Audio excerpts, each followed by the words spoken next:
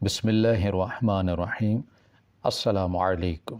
शबाना घर काम करने आती थी, लेकिन मुझे हैरत होती जब सास उसे अपनी चारपाई पर सुलाकर उसके पैर दबाती और कहती कि ये राज किसी को मत बताना। मुझे बहुत तजस्सुस होता कि शबाना के पास मेरी सास का ऐसा कौन सा राज है जिसकी वजह से वो इतनी परेशान रहती हैं। जब एक दिन मैंने शबाना के सामने बहुत सारा पैसा रखा और उससे सास का राज पूछा तो जान निकल गई, क्योंकि उसकी अपनी कमर। मेरा नाम राबिया है, मेरा ताल्लुक़ बहावल नगर से है। कभी कभी हम रिश्तों में लिहाज रखते हुए बहुत सारा जहर अपने अंदर उतार लेते हैं। ऐसे में हम खुद को मारकर अपने से जुड़े रिश्तों को ज़िंदा रखते हैं, मगर कदर फिर भी नहीं होती। हम दो बहन भाई थे, अम्मा अब्बा का इंतकाल हो चुका था। भाई शादीशुदा थे, उन्होंने अपनी पसंद की लड़की से शादी की थी। भाभी का रवैया मेरे साथ भाई के सामने अच्छा होता और उनके घर से जाते ही भाभी खुद आराम करती और मुझसे अपनी खिदमतें करवाती। भाभी की खिदमत करवाना मुझे बुरा नहीं लगता, अगर वो उसके साथ साथ मुझे इज़्ज़त भी देती। भाभी मुझसे एक मुलाज़मा की तरह काम लेती, भाई मुझे प्यार करते थे, घर आते ही पहले मुझे आवाज़ देते। भाभी से ये सब बर्दाश्त नहीं होता था, इसलिए वो मुझे नीचा दिखाना चाहती थी। भाई काम के सिलसिले में शहर से बाहर गए हुए थे, जब एक दिन भाभी ने अपने कुछ दोस्तों को घर पर दावत पर बुला लिया। भाभी ने मुझसे खूब एहतमाम करवाया। मैं बिना किसी गर्ज़ के सब काम करती रही, जैसा भाभी ने कहा वैसा ही सब बनाया। भाभी अपनी दोस्तों के साथ बातों में मगन थी। मैं उस वक्त अपने कमरे में जाने लगी जब भाभी के एक दोस्त ने भाभी से पूछा, ये लड़की कौन है? भाभी ने मुस्कुराते हुए कहा, ये हमारी मुलाजमा है। तुम सब तो जानती हो कि मुझे शुरू से काम करने की आदत नहीं है, इसलिए मेरे शोहर ने मुझे एक मुलाजमा रख कर दी है जो 24 घंटे मेरी खिदमत के लिए हाजिर रहती है। भाभी की दोस्त ने कहा, वाह भाई तुम्हारे तो ऐश हैं, फिर मैं अपने कमरे में चलेगी। भाभी की बातें मुझे बहुत तकलीफ़ देती थी। वो अपनी दोस्तों के सामने अपनी रेपुटेशन बनाने के लिए मुझे मुलाजमा कह रही थी, और शायद सही ही कहा था भाभी ने। इस घर में मेरी हैसियत एक मुलाजमा से ज़्यादा नहीं थी। मुझे अपने भाई से बहुत प्यार था और भाई की वजह से भाभी की भी इज्जत करती थी, पर अब वो नज़रों से गिरती जा रही थी। भाई घर आ चुके थे और भाभी सर बांधे लेटी हुई थी। भाई ने पूछा तो भाभी ने उठकर बैठते हुए कहा कि क्या बताऊँ आपको, तो सारा दिन बाहर रहते हैं, घर संभालना आसान नहीं है, सारा काम अकेले करती हूँ। इतना बड़ा घर है और आज आपके ख़ानदान से कुछ मेहमान आ गए, उनकी आओ भगत करते करते मेरी तो बस हो गई थी। भाभी ने इतनी रसानियत से झूठ बोला कि भाई सच समझे। भाई ने कहा कि क्या वो इश्तियाक भाई आ गए थे अपनी फैमिली के साथ, लेकिन उन्होंने मुझे कॉल क्यों नहीं की? भाभी ने कहा कि हाँ हाँ, वही वो कह रहे थे कि जल्दी में निकले थे इसलिए राबता नहीं कर सके। इश्तियाक भाई हमारे चचाजाद भाई थे। एक दिन भाई ने उन्हें घर पर दावत दी थी, लेकिन वो काम की मसरूफियत की वजह से आ नहीं सके, और जबकि भाभी ने झूठ बोला था वो भाई समझ के वही आए होंगे। कुछ दिनों बाद रात के वक्त बाहर किसी चीज़ के गिरने की आवाज़ आई। लाइट काफ़ी देर से बंद थी। मैं डरते हुए उठकर देखने के लिए कमरे से बाहर निकली। अंधेरा बहुत था। जब फिर से कुछ गिरने की आवाज़ आई, मेरे दिल की धड़कन तेज़ हो गई थी। मैंने कांपती हुई आवाज़ के साथ कहा कि कौन है? और तभी दरवाजे खुलने की आवाज़ आई। मैं जहाँ थी वहीं रुक गई। अंधेरे की वजह से कोई नज़र नहीं आया। मैं समझी कि शायद भाई बाहर निकले हों। मैंने आवाज़ देकर कहा कि भाई आप हैं? उसी वक्त किसी ने मेरा हाथ पकड़ लिया। मैं डर कर चिल्लाने लगी, तभी लाइट भी आ गई। भाई भाभी भी मेरी आवाज़ सुनकर कमरे से बाहर आ गए थे। जिससे मेरा हाथ पकड़ा था वो भाभी का कज़न था। उसने भाई को देकर हाथ छोड़ दिया। भाई उस शख्स को देखकर हैरत से मेरी तरफ देखने लगे। भाई ने मुझसे कहा कि राबिया ये सब क्या है? मैं खुद घबरा चुकी थी। वो शख्स रात के इस पहर यहाँ कैसे आया था? मैं बहुत खौफज़दा थी। मैंने कहा कि भाई मैंने कुछ नहीं किया, मैं नहीं जानती। भाभी ने कहा, अच्छा तुम तो बहुत भोली हो, तुमने ही बुलाया होगा अपने आशिक को। अब जब हमने देख लिया तो कैसे मासूम बनने की एक्टिंग कर रही हो? भाई ने भाभी के कज़न को गिरबान से पकड़ लिया और कहा कि तुम्हें किसने बुलाया? तुम्हारी जुर्रत कैसे हुई मेरे घर की इज्जत पर नज़र डालने की? भाई ने उसे मारना शुरू कर दिया। वो भाग गया। फिर भाई ने सुर्ख होती आंखों से गुस्से से मेरी तरफ देखा, मुझे थप्पड़ मारा और कहा कि ये सिला दिया तुमने मेरे भरोसे और एतबार का? अगर कुछ बात थी तो तुम मुझे बताती, मैं ख़ुद तुम्हें उसके साथ इज़्ज़त से रुखसत कर देता। लेकिन अब जो हरकत तुमने की है मैं सोच भी नहीं सकता। मेरी बहन ऐसी नीच हरकत भी करेगी? मुझे तो तुम पर बहुत मान था, नाज था कि मेरी बहन जैसी कोई हो ही नहीं सकती। इसे तो बाहर की दुनिया का पता ही नहीं, ये तो बहुत मासूम है। लेकिन नहीं, मैं गलत सोचता रहा। मेरी नाक के नीचे तुम ये सब करती रही और मैं रोने लगी। ये सब इतना अचानक हुआ था कि मुझे कुछ समझ नहीं आया था। मैं तो कभी ख्वाब में भी नहीं सोचा था कि कुछ ऐसा होगा। मैंने कहा कि भाई मेरा यकीन करे, मैंने कुछ गलत नहीं किया, मैं ऐसा कुछ करने का सोच भी नहीं सकती। आप तो मुझे अच्छी तरह जानते हैं। आपकी बहन आपकी इज़्ज़त की खातिर जान दे सकती है, लेकिन ये अपनी इज़्ज़त पर आँच नहीं आने देगी। भाभी ने जल्दी पर तेल का काम किया और कहा कि आप शुक्र करें कि हमें वक्त पर पता चल गया, वरना ये तो उसके साथ भाग चुकी होती। मैंने कहा कि भाभी बस कर दे, किस बात का बदला आप मुझसे ले रही हैं। भाई ने कहा कि बंद करो अपनी बकवास और मेरी नज़रों से दूर हो जाओ। मैंने कहा कि भाई ऐसा मत करें, मेरा कोई कसूर नहीं है, मैंने कुछ नहीं किया, मैं नहीं जानती उसे किसने बुलाया था। भाई ने कहा कि इससे पहले कि मैं कुछ कर बैठूं, दफ़ा हो जाओ यहाँ से।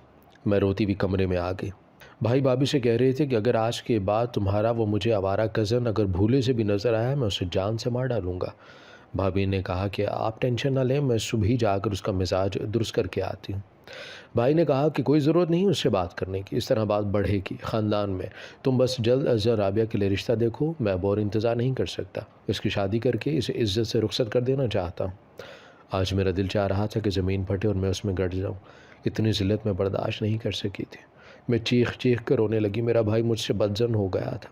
मैंने कभी सोचा भी नहीं था कि मुझ पर कभी ऐसा वक्त भी आएगा। मैं वही दरवाजे के साथ बैठी रोती रही। मेरी तबीयत रात से ख़राब थी, मुझे तेज़ बुखार था, लेकिन किसी ने आकर मुझे देखा तक नहीं था कि ज़िंदा हूँ या मर गई थी। उस दिन के बाद से भाई ने मुझसे बात करना छोड़ दी। भाभी मुझे रोज़ाना ताने दिया करती। भाभी ने कहा कि इस दिन के लिए तुम्हें अपने साथ रखा, लाड उठाए, अपने भाई की इज़्ज़त का ही कुछ ख्याल कर लेती। मैं खामोश थी। अब भाभी भाई के सामने मुझ पर हुक्म चलाती, मगर भाई को कुछ फ़र्क नहीं पड़ता था। उन्हें मुझसे इतनी नफ़रत हो चुकी थी कि मेरी तरफ देखना भी गवारा नहीं करते थे। मैं उनकी इकलौती बहन थी। काश भाई एक दफ़ा मुझ पर भरोसा करते, मेरी बात सुनते, लेकिन नहीं। भाई ने मुझसे ऐसा मुँह मोड़ा कि जैसे मैं उनकी कुछ लगती ही नहीं। ये घर जिसमें मेरा बचपन गुजरा था, मेरे माँ बाप से जुड़ी यादें थीं, अब यहाँ रहना मेरे लिए मुश्किल हो गया। उन्हीं दिनों मेरे भाई और भाभी रिश्ता देखने लगे, और भाभी जो रिश्ता लाती वो किसी दो बच्चे के बाप या फिर पहले से शादीशुदा मर्द का होता। मुझे अपने माँ बाप बहुत याद आ रहे थे। मैं अल्लाह से बहुत दुआएं करती कि मेरी बेगुनाही भाई के सामने आ जाए। मेरा भाई जो मेरे बाप की जगह था, मुझसे दूर हो गया था। काश भाई एक बार मुझसे पूछ लेते। उनके जहन में एक बार भी ये ख्याल नहीं आया, जिस बहन ने आज तक किसी लड़की से दोस्ती नहीं की, जिसने कभी अपने पास मोबाइल फ़ोन तक नहीं रखा, वह ऐसे कैसे कर सकती है। भाभी ने कहा कि जैसे तुम्हारी बहन के करतूत हैं, मैं तो कहती हूँ कि अब जैसा भी रिश्ता मिले इसकी शादी कर दे। मुझे तो हर वक्त इसका डर रहता है कि गुस्से में आकर भाग ना जाए। कल मैं अचानक छत पर गई तो मेरा कज़न बाहर गली के चक्कर लगा रहा था। अब मुझसे और नज़र नहीं रखी जाती तुम्हारी बहन की। और भाई फिर से गुस्सा होने लगा और भाभी कहने लगी कि आप हौसला करें, मैं आपके साथ हूँ। आपकी बहन मेरी भी बहन है। मुझे पता है कि आपने उसे कैसे पाला, कितना मान था आपको उस पर जवान बहन है, अब सारी उम्र घर भी तो नहीं बिठा सकते। मैं सब सुनकर दरवाजे से वापस आ गई थी और आते ही सजदे में गिर गई। मेरा किरदार को दागदार करने में कोई कसर नहीं छोड़ी थी इस भाभी ने, जिस पर भाई को अंधा एतबार था। और जिस बहन को खुद पाला, जो एक बाप का खून थी, उस पर एक बार भी यकीन नहीं किया। भाभी अपनी माँ को फ़ोन करके कह रही थी कि बड़े भैया की अभी उम्र ही क्या है, क्या वह जो बीवी नहीं रही मेरी नंद है, उसका रिश्ता मांग लें आप लोग, मेरा शोर किसी सूरत भी इनकार नहीं करेगा, और अगर ना माना तो मैं घर छोड़ने की धमकी दे दूँगी। आप तो जानती हैं अपनी बेटी को, पहले कैसे इसको प्यार की जाल में फंसाया था। भला अब कहाँ ऐसे रिश्ते मिलते हैं जहाँ बस लड़का अकेला हो और कोई पूछने वाला भी ना हो। कितने खुदगर्ज़ और अनापरस्त होते हैं ये रिश्ते। अपने मफाद की खातिर भाभी ने ऐसा किया था। वो ये भूल गई थी कि इंसान भूल जाता है पर मेरा रब कभी नहीं भूलता, और मुझे अपने अल्लाह पर पूरा भरोसा था। वो कभी मुझे ऐसे शख्स के हवाले नहीं करेगा जिसको मेरे कदर ना हो। और कुछ दिनों बाद ऐसा ही हुआ था। भैया ने मेरा रिश्ता अपने दोस्त के भाई से तय कर दिया था और घर आकर मिठाई भी खिलाई थी। भाभी हक्का बक्का भाई को देख रही थी। भाई ने कहा कि वो मेरे बचपन का दोस्त है। कुछ दिन पहले बातों बातों में छोटी के रिश्ते की बात की तो मेरे दोस्त ने कहा वो तो खुद अपने छोटे भाई के लिए रिश्ता देख रहे थे, क्यों ना दोस्ती को रिश्तेदारी में ही बदल दिया जाए। इसलिए मैंने फ़ौरन हाँ कर दी। भला ऐसे अच्छे लोग कहाँ मिलते हैं। मैं बहुत परेशान भी थी, न जाने कैसे लोग होंगे। और भाभी आग पर तेल डालती रही, पर भाई ने बातें अनसुनी करते और भाभी को कहा कि अब बस सारी बातें यहीं ख़त्म कर दो। अब शादी होने जा रही है मेरी बहन की, और मैं नहीं चाहता कि तुम्हारी ज़ुबान की वजह से मेरी बहन का घर आबाद होने से पहले ही उजड़ जाए। और फिर चंद ही हफ्तों बाद मेरी शादी कर दी गई और मैं रुखसत होकर ससुराल आ गई। मेरे ससुराल वाले सभी बहुत अच्छे थे। मेरे शौहर मुझे इज़्ज़त देते, मुझे और क्या चाहिए था। जब रुखसत होकर यहाँ आई थी तभी अपनों से सारे रिश्ते ताल्लुक़ ख़त्म करके आई थी। भाई ने भी कभी पलट कर नहीं पूछा और ना कभी मैंने उनसे बात की। मैं चाहती थी कि भाई को खुद एहसास हो, पर शायद भाई के लिए मैं एक बोझ थी। मेरे शौहर ने कई बार पूछा कि राबिया कोई बात है तो मुझे बता सकती हो। अब हम मियाँ बीवी हैं और उम्र भर के साथी, हमारे दुख सुख साझे हैं। पर मैं चुप कर जाती। मुझे लगता है कि अगर जो कुछ मेरे साथ हुआ अगर अपने शोहर को बता दिया तो कहीं वो भी मुझे गलत ना समझे और मुझे घर से निकाल दिया तो मैं कहाँ जाऊँगी। मुझे तो मेरा भाई भी घर में दाखिल होने नहीं देगा और लोग अलग मेरा तमाशा बना देंगे। खुद से सोचों की जंग जारी रही। फिर आहिस्ता आहिस्ता मैंने सब ख्याल झटक दिया और अपना मामला अल्लाह पर छोड़ दिया। जब हम अपना सारा मामला ऊपर वाले पर छोड़ देते हैं तो बहुत पुरसुकून हो जाते हैं और ऐसा लगता है कि जैसे हमें कोई दुख कोई परेशानी ना हो। मैं अपने शोहर के साथ बहुत खुश थी और इस दौरान कभी किसी ने भाई का भी नहीं पूछा था। मेरे भाई का जो दोस्त था, मेरा जेठ था, वो अपनी बीवी के साथ दूसरे शहर जा चुका था। उसकी ट्रांसफ़र हो चुकी थी और घर पर बस मैं, मेरा शोहर और मेरा ससुर ही होते थे। मैं अपनी ज़िंदगी में मसरूफ़ हो गई। मेरी सास की तबीयत ठीक नहीं थी। मेरी सास बहुत ख़ामोश रहती। मैं दिलो जान से उनकी खिदमत करती और वो जब बेटी कहकर पुकारती तो मुझे ऐसा लगता है जैसे मैं फिर से ज़िंदा हो गई हूँ। पर मेरी सास उन्हें देखकर लगता कि जैसे उन्हें कुछ सदमा है, किसी से बिछड़ जाने का दुख है या शायद ये मेरे अपने अंदर की आवाज़ थी जो अपनों के दिए गए दुख की थी। मैंने एक दिन कहा कि माँ जी क्या बात है, आप इतनी उदास और चुप चुप क्यों रहती हैं। उन्होंने कोई जवाब नहीं दिया। मैंने सोचा शायद मुझे बताना नहीं चाहती। उसके बाद मैंने भी कुछ जानने की कोशिश नहीं की। इस घर के सभी अफराद मुझे बहुत इज़्ज़त दिया करते थे और मैं अल्लाह का शुक्र अदा करती जिसने मुझे इतना अच्छा ससुराल दिया था। मैं तो इस काबिल भी नहीं थी। मेरी सास मेरी माँ जैसी थी। वो कुछ दिनों से रोज़ ही काम से बाहर जा रही हूँ ये कहकर चली जाती और शाम को घर वापस आती तो बहुत परेशान सी लगती और फिर सीधा अपने कमरे में बंद हो जाया करती और खाना भी ना खाती। अपने शोहर को बताया तो उसने कहा कि बस माँ शुरू से ही कम गो हैं, तुम अब आ गई हो तो उनका पहले से भी ज़्यादा ख्याल रखा करो और मैं बहुत खुश हूँ तुमसे, जिसने इस घर को अपना घर समझा और आते ही पूरे घर को संभाल लिया। अब मुझे मेरा घर जन्नत लगने लगा है और अपने शोहर की ये बात सुनकर मेरे दिन भर की सारी थकन उतर जाती। औरत बस इज़्ज़त और तवज्जो की भूखी होती है, उसे और कुछ भी नहीं चाहिए होता। वो सारा दिन जब काम करती हो और अगर ज़रा सा उसको सराह दिया जाए तो सच में उसकी थकन ख़त्म हो जाती है। वो अपनी ज़रा सी तारीफ़ पर खुश हो जाती है। ऐसा लगता है कि जैसे फिर से एनर्जी बहाल हो गई हो। और फिर 2 माह बाद मेरी सास ने एक मुलाज़मा रख ली जिसका नाम शुबाना था, जो देखने में बिल्कुल मुलाज़मा नहीं लगती थी। मैंने अपनी सास से कहा भी कि हम चंद ही तो अफराद हैं घर के, हमें क्या ज़रूरत है मुलाज़मा की। तो वो कहने लगी कि बेटी तुम नहीं समझोगी, मुझे बहुत ज़रूरत है। शुबाना घर काम करने आती थी। मेरी सास को उससे बहुत लगाव था। वो ज़्यादातर उसे अपने पास बिठाए रखती और कोई काम भी ना करने देती। फिर वो एक दूसरे के गले लग कर कितनी देर तक रोती रहती। मुझे बहुत हैरत होती मेरी सास को इतना भी क्या लगाओ कि एक काम वाली से। लेकिन मुझे हैरत तब हुई जब एक दिन मेरी सास उसे अपनी चारपाई पर सुलाकर उसके पैर दबाती और कहती कि ये राज किसी को मत बताना वरना मैं जी नहीं सकूँगी, कई लोगों के घर बर्बाद हो जाएंगे। मुझे बहुत तजस्सुस होता है कि शुबाना के पास मेरी सास का ऐसा कौन सा राज है जिसकी वजह से वो इतनी परेशान रहती हैं। इस बात का डर कि किसी को उनके ऐसे राज के बारे में जिसके बारे में मैं भी नहीं जानती थी वो डरी रहती। मुझे उन पर बहुत तरस आता। फिर मैंने राज को जानने की कोशिश की। जब एक दिन मैंने शुबाना के सामने बहुत सारा पैसा रखा और उससे सास का राज पूछा, जो बात उसने बताई उसे सुनकर मेरी हैरत की इंतहा न रही, क्योंकि शुबाना तो मेरी सास की बेटी थी। मैंने कहा फिर तुम इस हुलिये में क्यों रहती हो। उसने कहा कि काम वाली बनकर आना मेरी मजबूरी थी। उसी वक्त मेरी सास भी आ गई। वो सब कुछ सुन चुकी थी। उन्होंने मेरी तरफ देखा, उनकी आंखें नम थी। मैंने कहा कि माँ जी क्या ये सच है, वाकई शुबाना आपकी बेटी है। मेरी सास ने दुख भरे लहजे में कहा, हाँ यही सच है, शुबाना मेरी बेटी है जिसको मैं आज तक छुपाती आई हूँ। मैंने कहा लेकिन क्यों, ऐसा क्या हुआ है जिसके डर से एक माँ को अपनी बेटी से इस तरह मिलना पड़ रहा है। मेरी सास ने कहा कि कुछ बातें और रिश्ते ऐसे होते हैं जिनका दूसरों के इल्म में न आना ही हमारे साथ दूसरों के लिए भी बेहतर होता है। मेरी सास ने कहा कि इस डर से कि कहीं मैं अपनी बेटी को खो ना दूँ इसलिए इस तरह यहाँ आकर रहना पड़ा। मैंने कहा कि माँ जी आप मुझ पर एतबार कर सकती हैं, जो भी बात आप मुझे बता सकती हैं। फिर मेरी सास ने बताया कि जब मैं जवान थी मुझे जाहिद नामी शख्स से मोहब्बत होगी। वो भी मुझे पसंद करता था। हम मोहब्बत में बहुत आगे निकल गए। हम शादी करना चाहते थे। जाहिद ने मुझसे वादा किया कि वो अपने घर वालों को लेकर जल्द आएगा। इस बात का घर में किसी को इल्म नहीं था। मैंने अपनी माँ को सब कुछ बताया। वो मान भी गई। उन्होंने कहा कि उसे कहो कि अपने घर वालों को लेकर आए। लेकिन जब मैंने उसे राबता करने की कोशिश की तो उसका नंबर मुसलसल बंद जा रहा था। मैं बहुत परेशान थी। दूसरी तरफ अम्मा मुझ पर दबाव डाल रही थी कि जिसे तुम पसंद करती हो उससे कहो कि जल्द अज जल्द आकर मुझसे मिले, वरना तुम्हारी शादी अपनी मर्ज़ी से कर देंगे।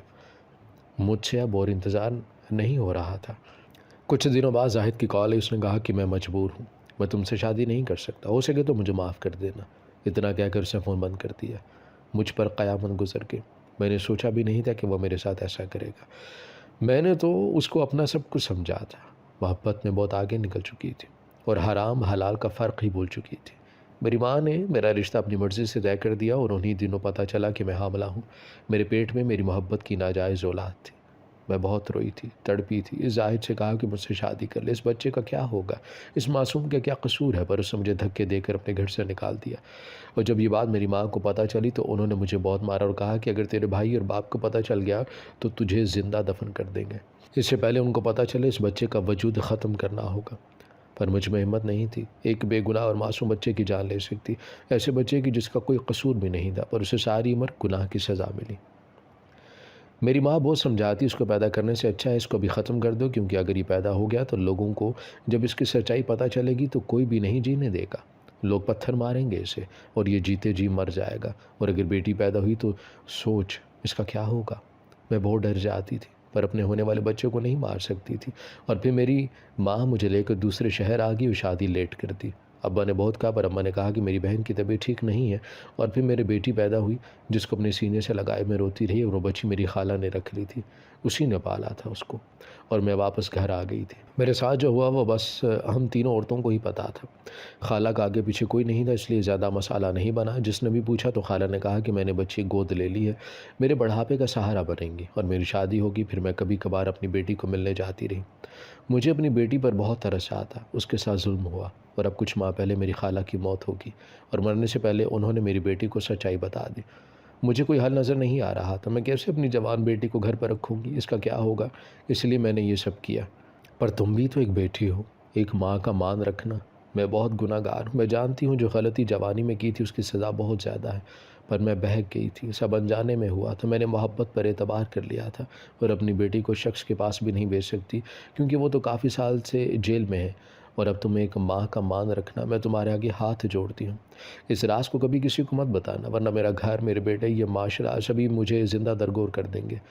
मैंने अपनी सास की सारी बातें सुनी और उनके हाथ पकड़ लिए। उनसे कहा कि माँ जी, आप मेरी माँ हैं, मुझे अपनी माँ का प्यार नहीं मिला, वो मेरे बचपन में ही इंतकाल कर गई थी।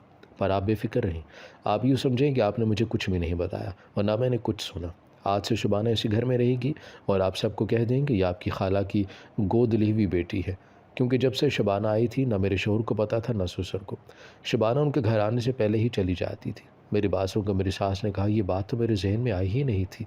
मेरी सास मुझे ढेरों दुआएं देती हुई चली गई। एक माँ का दुख सब दुखों से बड़ा होता है। वो जो कुछ उन्होंने किया था इसमें भला उस लड़की का क्या कसूर था।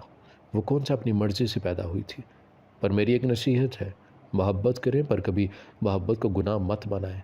मोहब्बत पाक होती है, इसमें किसी भी किस्म की मिलावट बहुत बड़ा गुनाह हुआ करती है। और बेटियां वो तो घर की इज़्ज़त हुआ करती हैं। मेरी सास की दुआ थी कि जो मेरा भाई मुझसे मिलने आया था और वो शर्मिंदा भी था, भाई ने कहा कि मुझे सारी सच्चाई पता चल गई है, मुझे अपनी बहन का यकीन करना चाहिए था और मैं तुमसे माफ़ी मांगने आया हूँ। मैंने अपने भाई को माफ़ कर दिया था। बहनें भला कब अपने भाइयों से नाराज़ होती हैं, और भाई ने अपनी बीवी को तलाक दे दी थी। मैं तो शादी के बाद कभी मैके नहीं गई, जिसकी वजह से मुझे कुछ पता नहीं चल सका। भाभी ने दोबारा शादी कर ली थी और उसका शौहर उस पर बहुत जुल्म करता था। उस शख्स ने औलाद के लिए शादी की थी। वो पहले भी शादीशुदा था। जो मेरे लिए सोचा था वह ख़ुद उनके साथ हो गया था। 7-8 माह में बहुत कुछ बदल चुका था और मैंने अपने भाई की शादी शुबाने से कर दी थी। वो दोनों बहुत खुश हैं और मेरी सास हर वक्त मेरी वारिस सदक़े जाती है। वो कहती है कि तुमने एक बेटी होने का फ़र्ज़ अदा किया है। मुझे बहुत दुआएं देती है और मैं अपने शौहर के साथ बहुत खुश हूँ। हमारी वीडियो अगर आपको पसंद आई है तो ज़रूर लाइक कीजिए, अपनी राय देना चाहें तो कमेंट्स कीजिए, अच्छी लगे तो शेयर कीजिए। इसके साथ साथ अगर आपने हमारा चैनल सब्सक्राइब नहीं किया तो ज़रूर कीजिए और बेल आइकन पर लाजमी क्लिक कीजिए ताकि हमारी हर आने वाली वीडियो आप तक बर वक्त पहुँच सके।